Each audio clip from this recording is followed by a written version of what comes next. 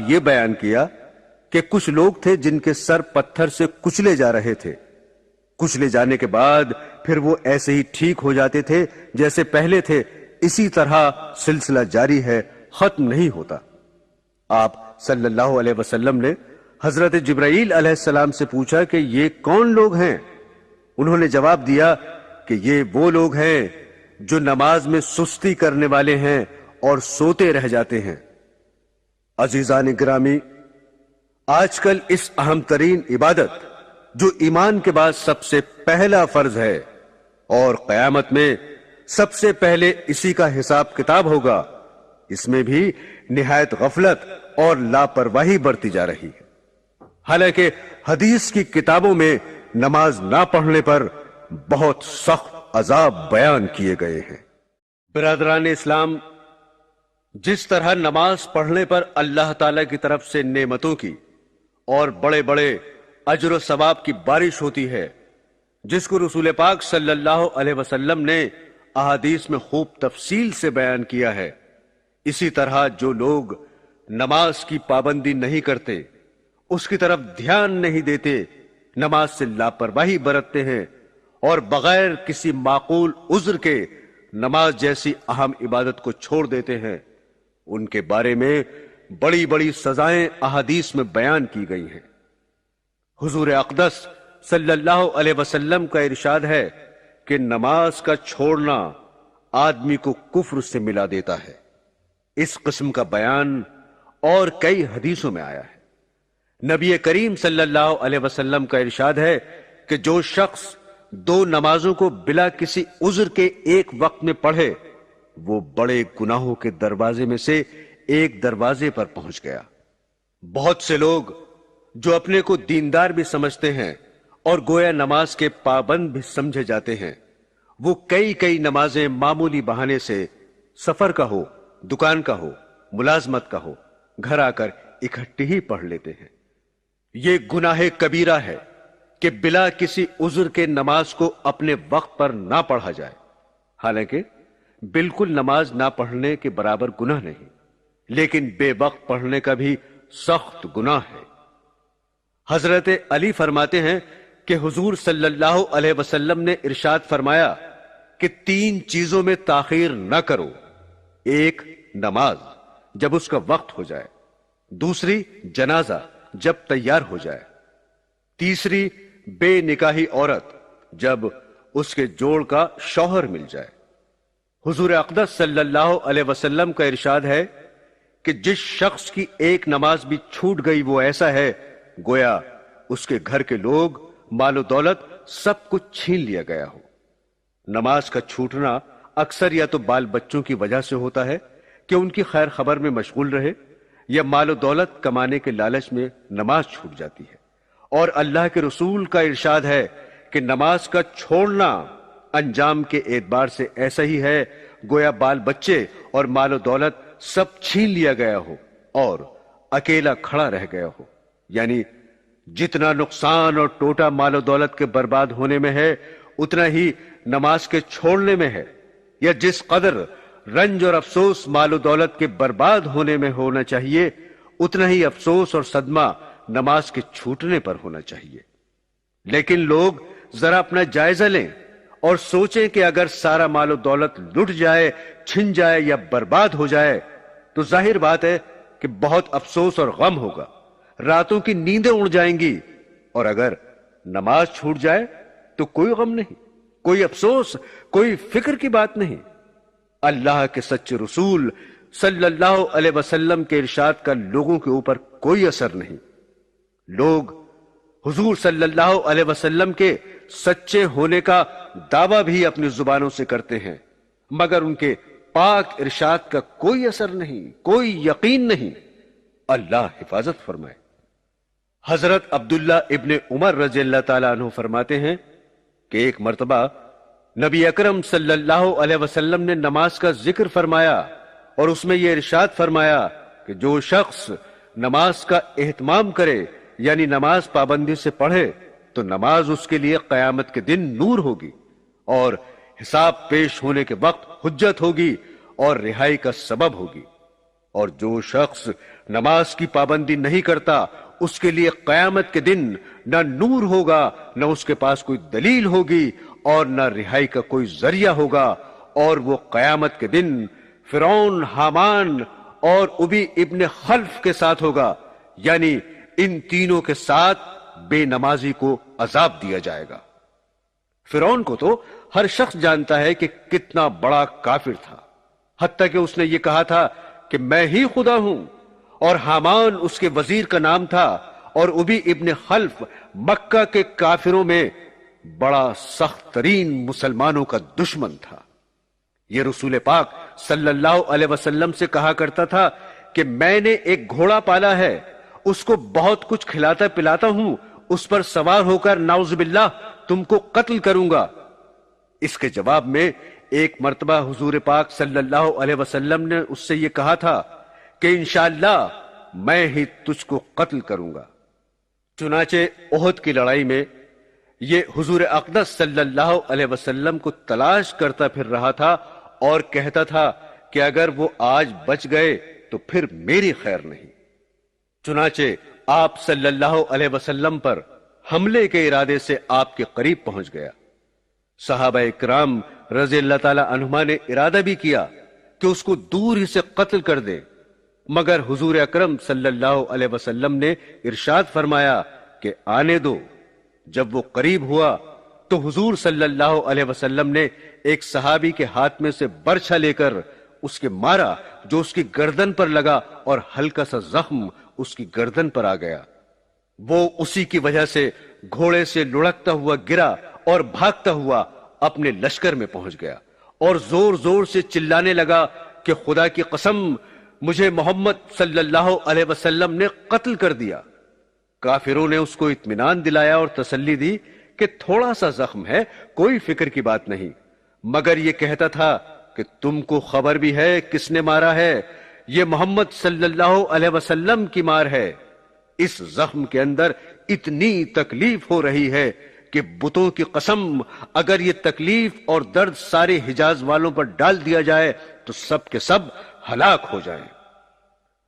محمد صلی اللہ علیہ وسلم نے مجھ سے مکے میں کہا تھا کہ میں تجھ کو قتل کروں گا۔ میں نے اسی وقت سمجھ لیا تھا کہ میں ان کے ہاتھوں ضرور مارا جاؤں گا، میں ان سے چھوٹ نہیں سکتا۔ چنانچہ یہ اسی زخم کی وجہ سے مکہ مکرمہ پہنچنے سے ایک دن پہلے راستے ہی میں مر گیا۔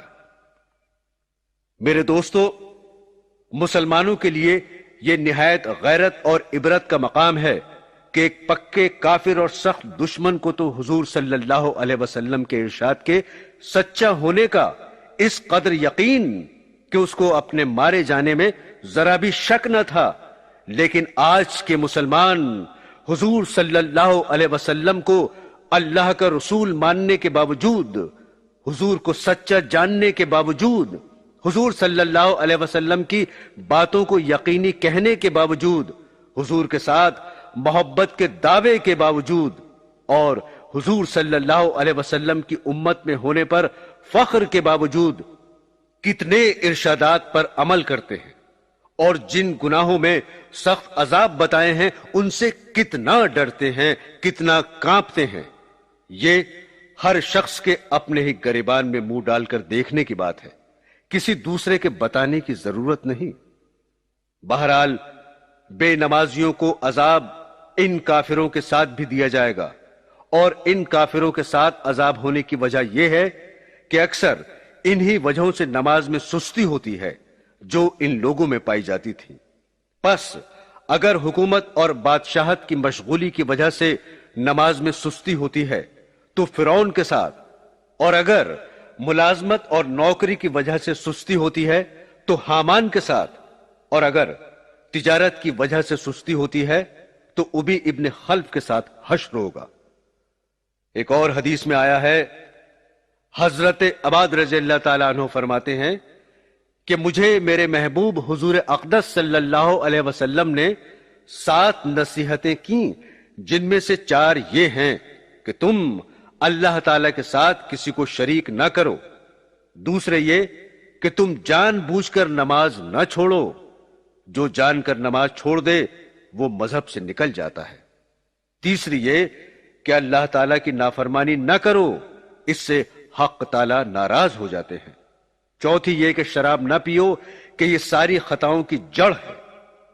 ایک دوسری حدیث میں حضرت ابو دردہ رضی اللہ تعالیٰ عنہ بھی اسی جیسا مضمون بیان فرماتے ہیں کہ مجھے میرے محبوب صلی اللہ علیہ وسلم نے وصیت فرمائی کہ اللہ کا شریک کسی کو نہ کرنا، خواہ تیرے ٹکڑے ٹکڑے کر دیے جائیں یا آگ میں جلا دیا جائے۔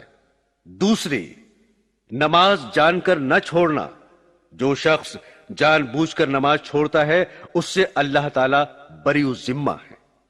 تیسری، شراب نہ پینا کہ ہر برائی اسی سے پیدا ہوتی ہے۔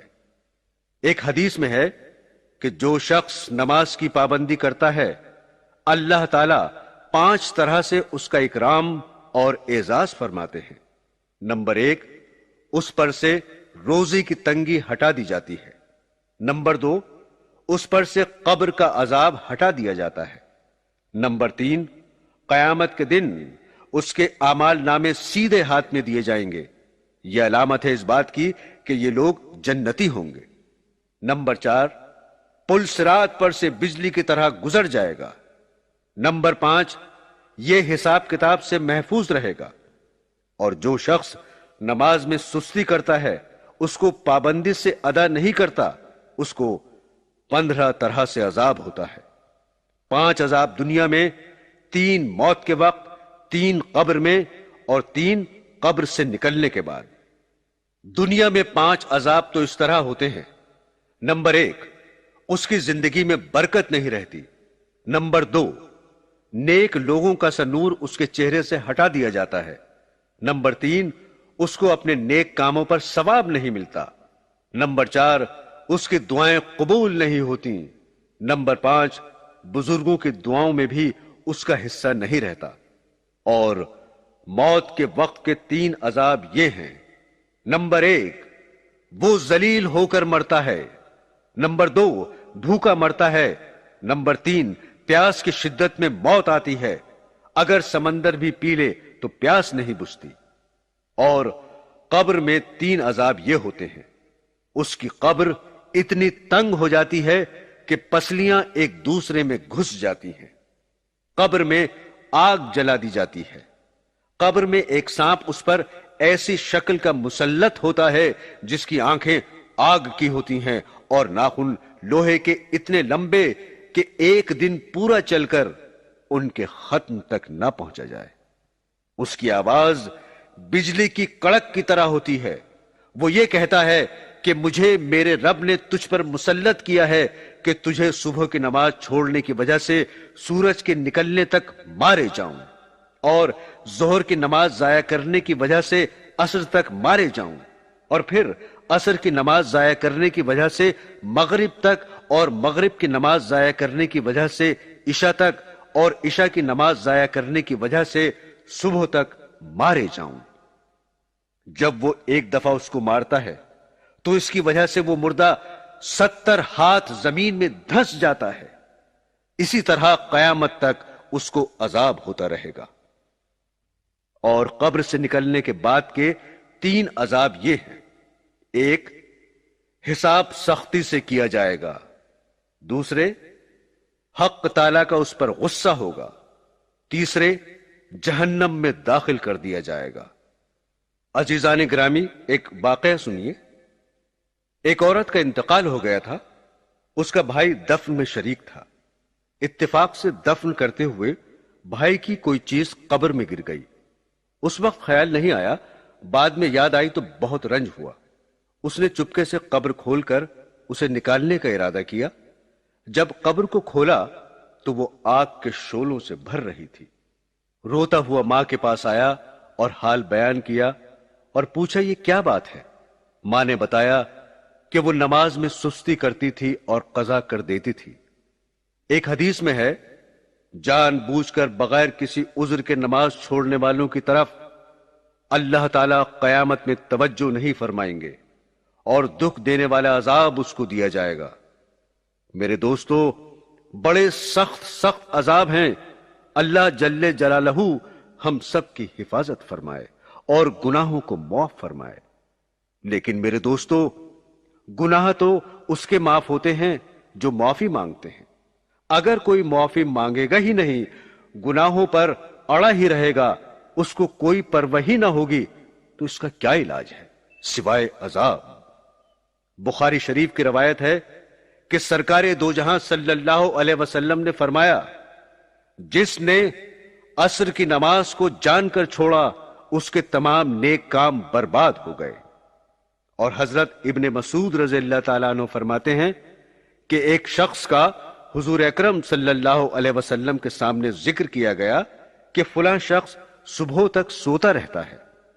آپ صلی اللہ علیہ وسلم نے فرمایا، اس کے کان میں شیطان موت جاتا ہے، یعنی یہ غفلت کی نیند شیطان کے پیشاب کا اثر ہے، یا یہ مطلب ہے کہ صبح کی نماز قضا کرنے والا ایسا ذلیل ہے کہ شیطان کے نزدیک بھی اس قابل ہے کہ اس پر پیشاب کر دیا جائے، کہ شیطان بھی اس کمبخت کو پیشاب کا مستحق سمجھتا ہے۔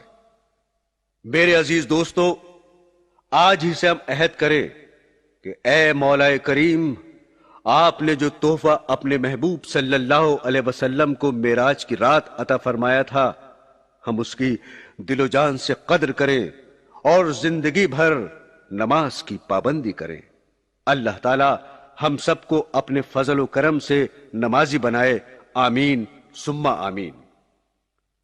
عزیزان گرامی، اب آپ چوتھے نمبر پر جو عذاب بیان کیا گیا ہے اس کے بارے میں سنیے کہ وہ کن لوگوں کو ہو رہا تھا۔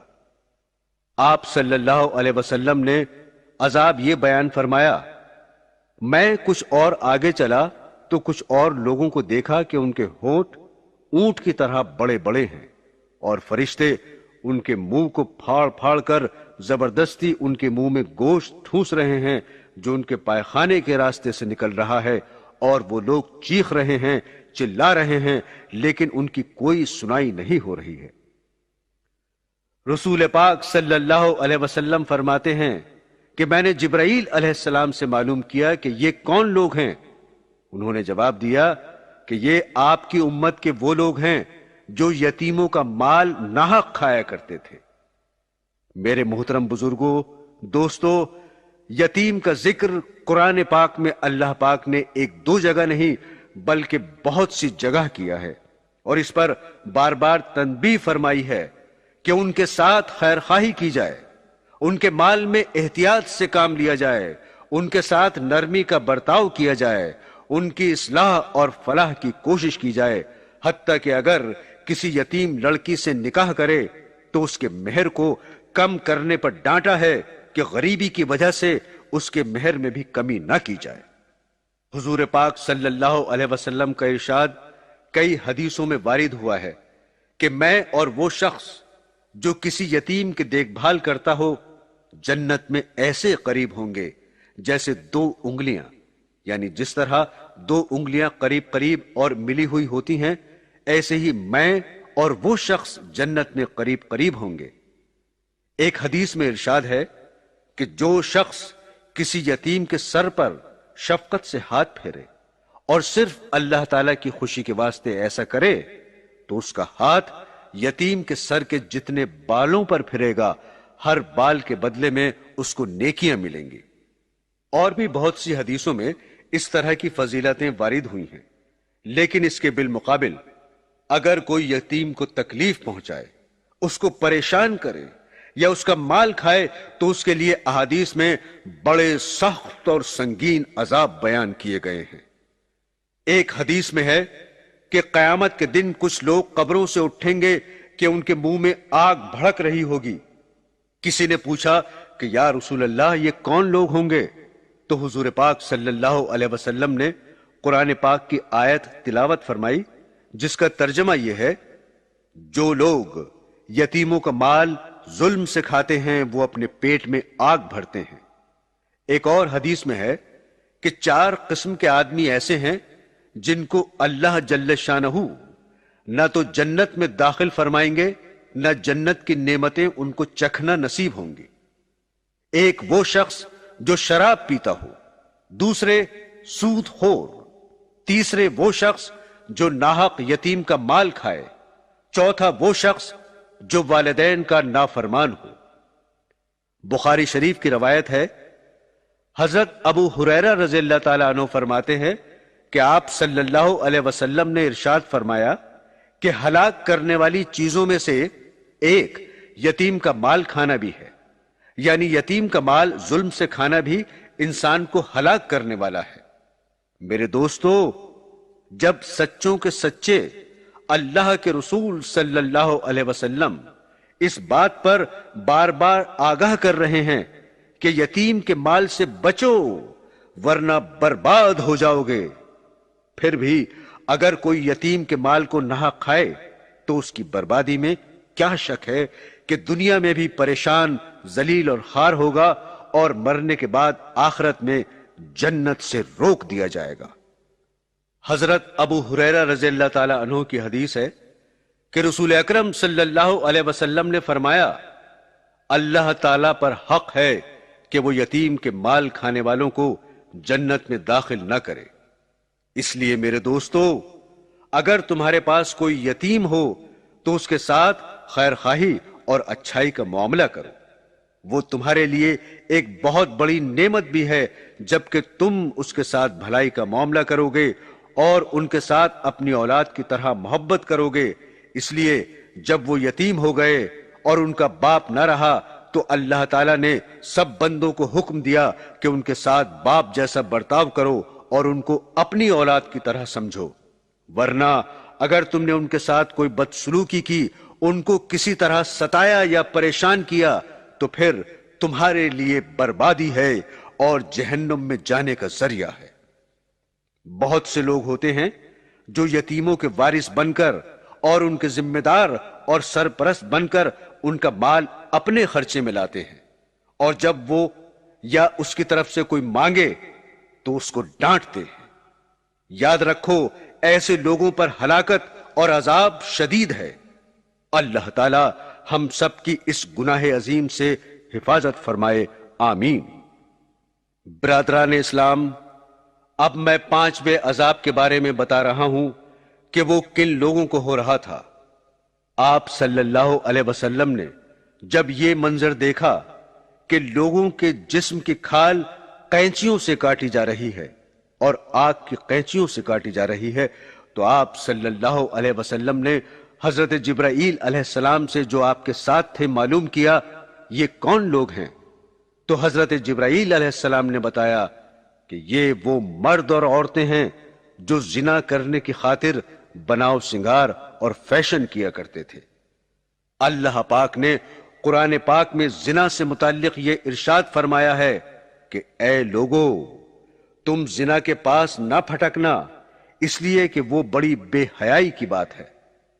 पास भी ना फटकने का मतलब यह है कि जिन बातों से जिना का तकाजा पैदा होता उनसे बचना भी जरूरी है। चुनाचे जिनाकारी और उसकी तरफ ले जाने वाली और उसकी ख्वाहिश पैदा करने वाली तमाम चीजों से कुरान करीम और हदीस ने रोका है। तफसीर इब्ने कसीर में है कि रसूल अल्लाह सल्लल्लाहु अलैहि वसल्लम फरमाते हैं, शिर्क के बाद कोई गुनाह जिनाकारी से बढ़कर नहीं।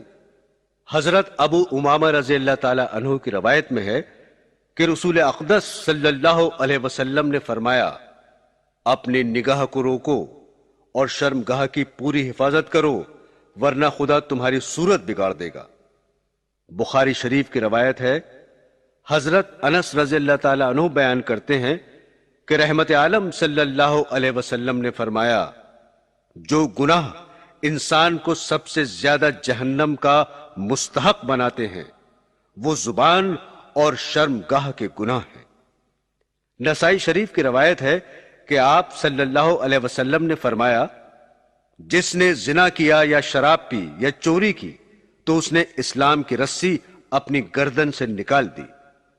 हजरत उस्मान नबी करीम सल्लल्लाहु अलैहि वसल्लम से रवायत करते हैं कि आप सल्लल्लाहु अलैहि वसल्लम ने फरमाया, आधी रात को आसमान का दरवाजा खोला जाता है और एक पुकारने वाला पुकारता है कि कोई दुआ करने वाला है जो उसकी दुआ कबूल की जाए।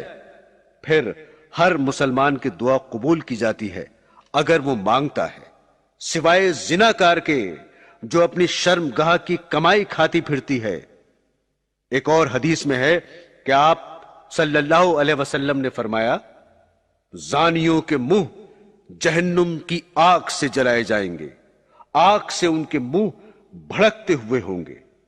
حضرت ابن عمر رضی اللہ تعالی عنہ کی حدیث میں ہے کہ رسول اللہ صلی اللہ علیہ وسلم نے فرمایا، زنا سے غریبی اور محتاجگی پیدا ہوتی ہے۔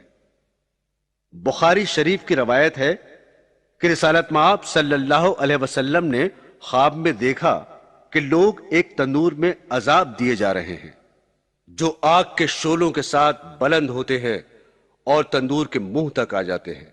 جب آگ نیچی ہوتی ہے تو وہ بھی نیچے گر جاتے ہیں۔ اس جہنم کے کانٹے دار درخت اور پتھر کھا رہے تھے۔ آپ صلی اللہ علیہ وسلم نے حضرت جبرائیل علیہ السلام سے معلوم کیا تو انہوں نے بتایا کہ یہ وہ لوگ ہیں جو اپنے مالوں کی زکوٰۃ نہیں دیتے تھے۔ میرے دوستو، اگر آج ہم اس چیز کی تحقیق کریں تو بہت سے مسلمان ایسے ملیں گے جو زکوٰۃ ادا نہیں کرتے، اور مال کی محبت کے نشے میں ان کو اس کا احساس ہی نہیں کہ ہمارے اوپر ایک اہم فریضہ بھی ہے جس کے ادا کرنے سے دنیا کے اور آخرت کے بہت سے فائدے بھی ہیں جن کو احادیث میں تفصیل سے بیان کیا گیا ہے۔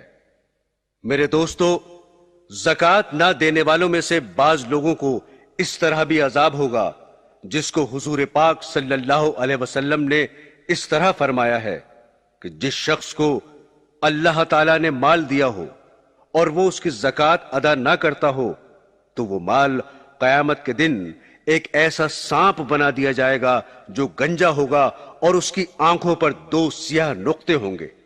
پھر وہ سانپ اس کی گردن میں توق کی طرح ڈال دیا جائے گا جو اس کے دونوں جبڑوں کو پکڑ لے گا اور کہے گا کہ میں تیرا مال ہوں، تیرا خزانہ ہوں۔ اس کے بعد حضور پاک صلی اللہ علیہ وسلم نے قرآن پاک کی یہ آیت پڑھی جس کا ترجمہ یہ ہے کہ وہ لوگ جو ایسی چیز کے خرچ کرنے میں بخل کرتے ہیں جو ان کو اللہ جل شانہ نے صرف اپنے فضل سے دی ہے، وہ ہرگز یہ خیال نہ کریں کہ بخل کرنا ان کے لیے اچھا کام ہے، ہرگز نہیں، بلکہ یہ کام ان کے لیے بہت برا ہوگا، اس لیے کہ وہ لوگ قیامت کے دن طوق پہنائے جائیں گے اس مال کا جس کے ساتھ بخل کیا، یعنی سانپ بنا کر ان کی گردنوں میں ڈال دیا جائے گا۔ حضرت ابو ہریرہ رضی اللہ تعالی عنہ سے روایت ہے کہ رسول اللہ صلی اللہ علیہ وسلم نے فرمایا، جو شخص سونے چاندی کی زکوٰۃ ادا نہیں کرتا تو اس کے مال کی تختیاں بنا کر قیامت میں اس شخص کی پیشانی اور پہلوؤں کو داغ دیا جائے گا۔ جب یہ تختیاں ٹھنڈی ہو جائیں گی تو گرم کر لیا جائے گا اور قیامت کے 50,000 برس والے پورے دن میں اس کو یہی عذاب ہوتا رہے گا۔ اس لیے میرے بزرگوں، میرے دوستوں، یہ ٹھان لو کہ زکوٰۃ پوری ادا کریں گے، ورنہ دنیا اور آخرت میں پریشانی کا سبب ہے۔